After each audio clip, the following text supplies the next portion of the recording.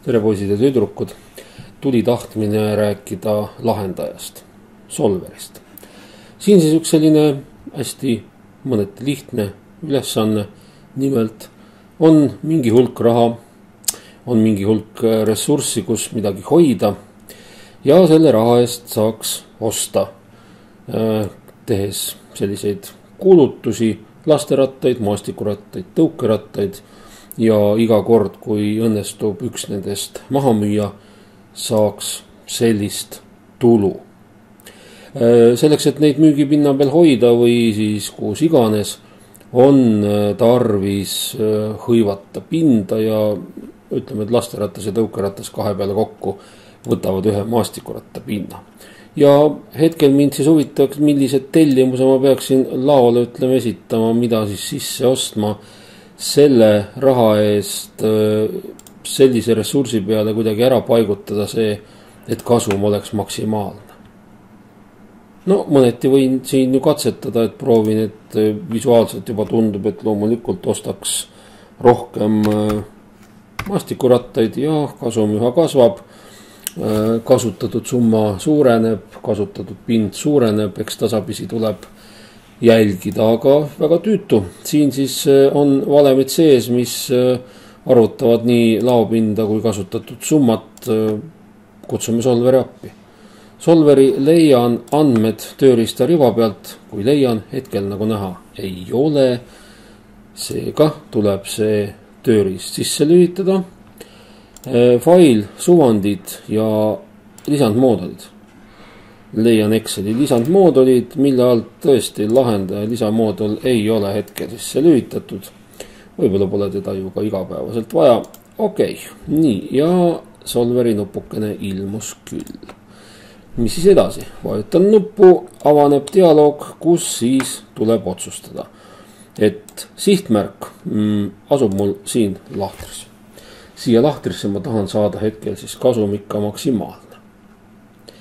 Selleks, et siia maksimaalne tulemus tuleks, on mul võimalus paluda arvutil siis muuta neid lahtreid, et valigu mulle siia mingisugune viisakas numbrite hulk. Aga et ta ei valiks seda niisama uisapäisa, siis ma pean teda natukene ka tõkestama ehk lisama mõned piirangud. Esimene piirang siis oleks ju kas või selline, et kasutatud rahasumma peab olema väiksem võrdne olemasoleva ressursiga. Väga hea. Add, lisan selle tingimuse ja jätkan järgmist. See pind peab olema ka väiksem võrdne sellega. Jällegi lisan, sest järgmiseks tuleks kindlasti panna ka see, et jalgrataste puhul tellimuse numbrid saavad olla integerid ehk täisarvud. Väga hea. Ütlen okei praegu. Sellised 3 tingimust. Vaadates niimoodi loogiliselt andmetele otsa, on karta, et praegu Excel lükkab mul võimalikult palju maastikurattaid tanki ja teisi ei paku üldse, aga poe seisukoha pealt on vaja ikka natukene võib-olla meelitada teisi ka. Lisan siia veel ühe tingimuse, näiteks sellise tingimuse, et need arvud siin võiksid olla suuremad või vähemalt võrdne, paneme siia midagi, 10 näiteks. Okei, seega igat asja vähemasti 10 tükki on vaja, kui mõni toodab kasumit rohkem, telliks seda siis enam. Nii, edasi hetkel siin mõtisklema, et kas me teeme lineaarselt või simplex meetodil ja küll vaatame, mis juhtub. Solve. Näidatakse mulle siis hetkel sellist tulemust, kus ladu osteti täis, nagu paistab, ressurssi jäi pisut üle, minu piirang 10 mõjutas tõesti tõukerataste ja lasterataste soetust ja maastikurattaid 92, kui kõik läheb väga hästi, siis 24 500 eurot on kasumiks.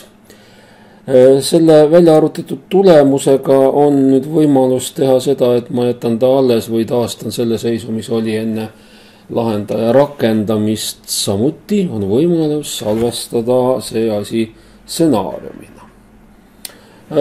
ehk siis anda selle stsenaariumile nimi ja nende stsenaariumite vahel ehk erinevate algandmete vahel saan ma hiljem kiiresti vaateid vahetada, lülitada.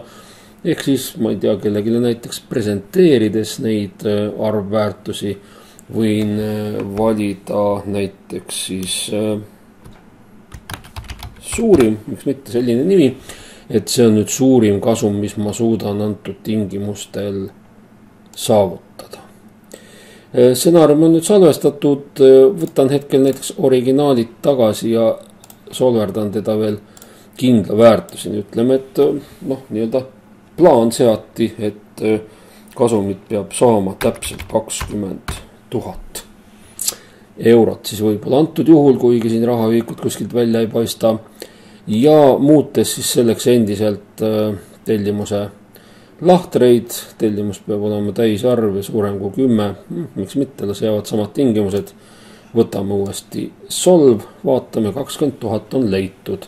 No ja nüüd siin jagatakse siis arvud ümber sedapidi, et on natukene rohkem lasterattaid ja tõukerattaid, kui oli varem, aga tulemus on nii, nagu mul solveril ette sai öeldud, 20 000. Jälle võimalik salvestada stsenaarium, panengi talle siis näiteks nimeks 20 000 ja on mul nüüd 2 erinevat stsenaariumit, mida ma saan siis ka vajadusel kiiresti ekraani peal vahetada. Et näitan kellelegi, et näed 20 000, aga soovides maksimeerida mõjuanalüüsi alt leian stsenaariumi halduri, siin on ka suurim, kus on siis võimalus seda välja valida, kuvada 24 500 või siis 20 000. No nii, selline lihtne näide või pidi õigemini ja mine tea, mis ta siis nüüd tegi, aga mingisugune ülevaade lahendajast. Okei, poisid ja tüdrukud, järgmise korrani.